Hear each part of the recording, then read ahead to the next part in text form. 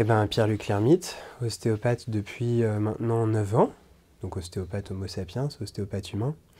Et puis il se trouve que, un petit peu à la fin de mes études, en parallèle, j'ai entamé des études de droit, alors vraiment par hasard, je voulais faire de la dissection, c'était complet.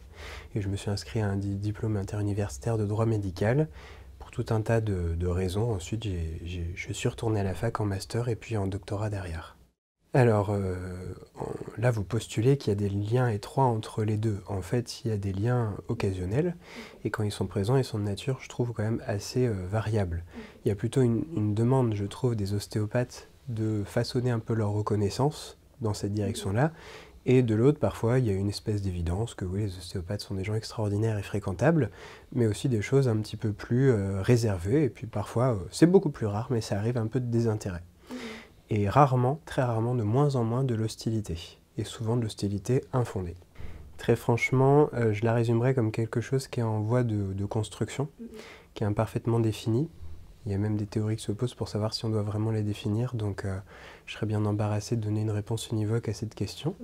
En tout cas, ouvrir des perspectives pour essayer de faire avancer la discipline, en tout cas sur ses fondamentaux, à minima les principes ou le concept, selon ce qu'on estime qui sera nécessaire, pour essayer de déjà définir un cadre et orienter un petit peu la compréhension globale de ce que c'est que l'ostéopathie.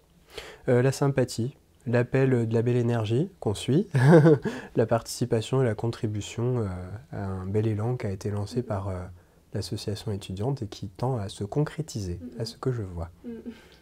Très probablement, après, pour lancer une relation, je pense que c'est exactement ce qu'il fallait faire, à mon avis, parce qu'il y avait des étudiants vétérinaires, il y avait des étudiants ostéopathes animaliers, il y avait vraiment des profils différents, et tout le monde est venu apparemment de son plein gré, hein, sans flingue sur la tempe, donc a priori c'est plutôt une belle chose qui est en train de se construire, à mon avis, en termes de relations. Donc il y aura vraisemblablement surtout un après.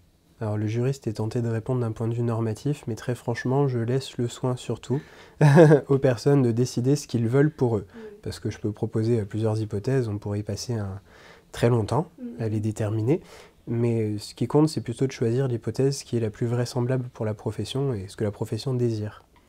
Donc là, moi, je suis vraiment pas du tout qualifié pour pouvoir le déterminer.